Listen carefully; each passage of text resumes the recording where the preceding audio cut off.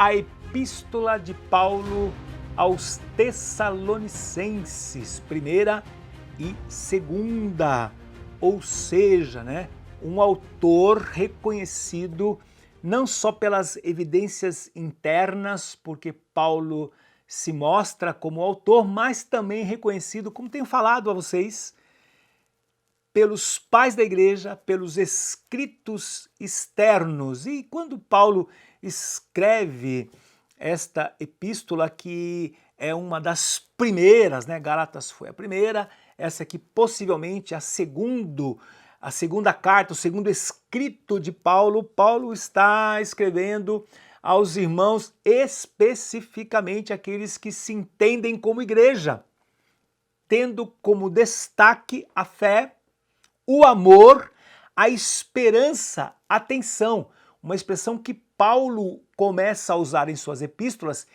que é a fé, o amor, a esperança dos eleitos de Deus. E aí Paulo, então, irá revelar para nós um tema muito interessante, que é a segunda vinda do Senhor Jesus Cristo e os acontecimentos que estão diretamente relacionados com esta parousia, a expressão grega parousia que nós conhecemos em português, e o caráter profético que destaca o progresso, a necessidade do desenvolvimento da vida cristã e, mais do que isso, o crescimento de cada indivíduo na fé, mantendo sempre o seu caráter coletivo. E Paulo, então, por isso, em 1 Tessalonicenses, faz uma exortação para que cada cristão siga neste progresso. Claro, evidente que há problemas na igreja, há dificuldades, e Paulo trata de alguns assuntos ligados à fornicação e à ociosidade dos gentios convertidos, que deveriam ser tratados com firmeza. Isso tem um motivo. Por que ociosidade? Por que esses cristãos se acomodaram? Porque havia um ensino equivocado a respeito do final das coisas, ou do Apocalipse. Muito bem, pensar em cartas de Paulo aos Tessalonicenses é pensar num Paulo que está compartilhando esse escrito. E logo de saída nós temos essa expressão, Paulo, Silvano e Timóteo, a igreja dos irmãos em Tessalônica, em Deus Pai e do Senhor Jesus Cristo, e a famosa saudação de Paulo, graça e paz a vós outros. É muito interessante que nós vamos entendendo e vamos percebendo que Paulo sempre mantém uma linguagem, um tipo de escrita, principalmente um Paulo que está iniciando, mas também as igrejas que são jovens e que necessitam de orientações pastorais e teológicas.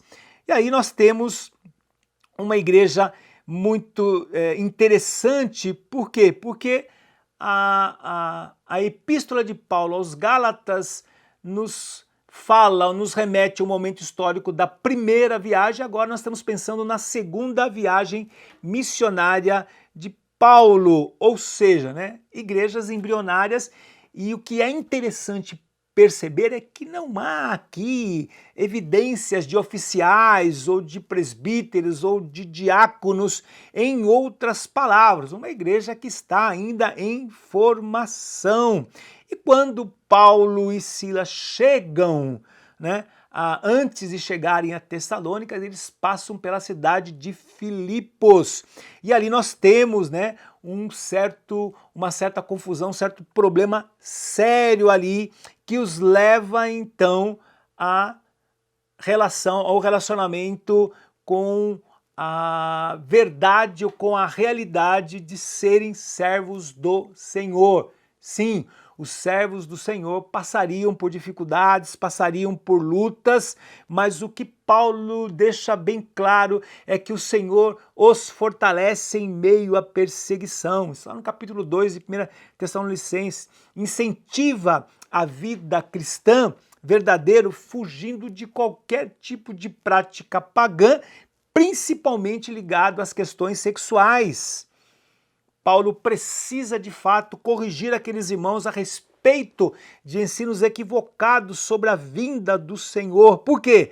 Porque alguns caíram na ociosidade e passaram, olha só, a depender do sustento de outras pessoas e se apoiavam nos irmãos. Por isso que é muito importante o trato, a maneira como Paulo lida com estas situações e a maneira como ele organiza a teologia, o ensino e o pensamento necessário para que a prática dos irmãos, a prática eclesiástica fosse efetiva.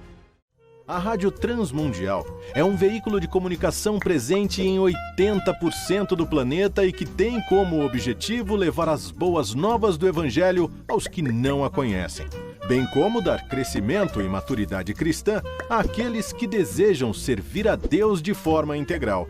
Mais informações em www.transmundial.org.br. Transmundial, para todo mundo ouvir.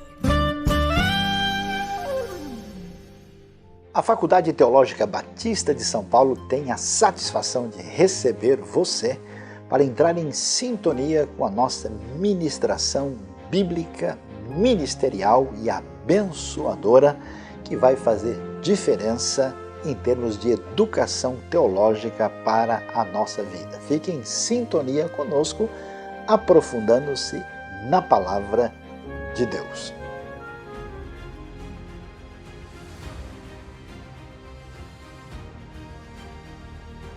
A segunda epístola de Paulo aos Tessalonicenses também foi escrita para combater um ensino muito equivocado, muito perto daquilo que nós falamos na primeira parte, que é essa ideia de que o dia do Senhor já havia chegado. Você pode imaginar esse tipo de coisa? Ou seja, né?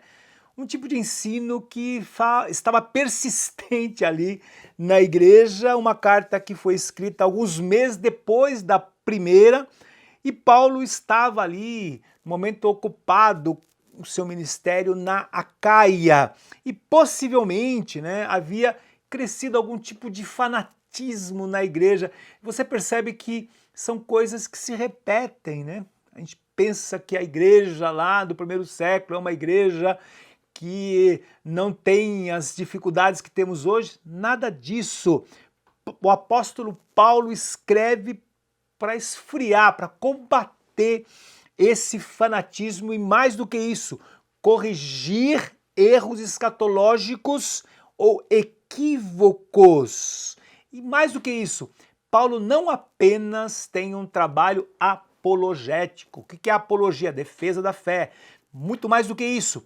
Paulo está motivado ou motivando, incentivando os irmãos a progredir numa perspectiva contínua, ou seja, conheça a verdade e segue trabalhando, volte para a sua ocupação, volte a trabalhar, porque, como disse, a ociosidade começou a crescer. Por quê? O ensino da segunda vinda do Senhor Jesus Cristo jamais deveria interromper a vida normal. E aí, então, estes cristãos que possivelmente passavam sim por perseguições pelo fato de estarem envolvidos com o Senhor Jesus Cristo, são incentivados a continuarem firmes na fé, a fidelidade ao Senhor. E mais do que isso, né, a ideia ou revelar para aqueles irmãos a respeito de um assunto muito importante que tem a ver com a revelação do homem iníquo, ou chamado, o texto diz lá, o homem da iniquidade. Em linhas gerais, um homem sem lei. Então, Paulo começa, depois que ele sauda, depois que ele dá uma palavra de gratidão, Paulo então fala a respeito do encorajamento, fortalecimento, um tipo de exortação aos perseguidos, que eles deveriam lembrar sempre que há uma recompensa reservada para cada um de nós. E quando ele fala a respeito do homem sem lei, o homem iníquo, ele revela para nós aqui que há uma realidade, uma verdade presente ou no momento presente, ou no século presente, né? Ou seja, que nós deveríamos entender a sequência correta dos eventos que envolve a parousia. Primeiro vem a apostasia, depois vem a revelação do homem da iniquidade, e então viria o dia do Senhor, o anticristo que tentaria ou tentará substituir o Senhor, né? E aí, o que é que detém, o que é que retém, né? Ou seja, né, nós temos aqui uma revelação muito importante, muito relevante para se entender a respeito do dia do Senhor.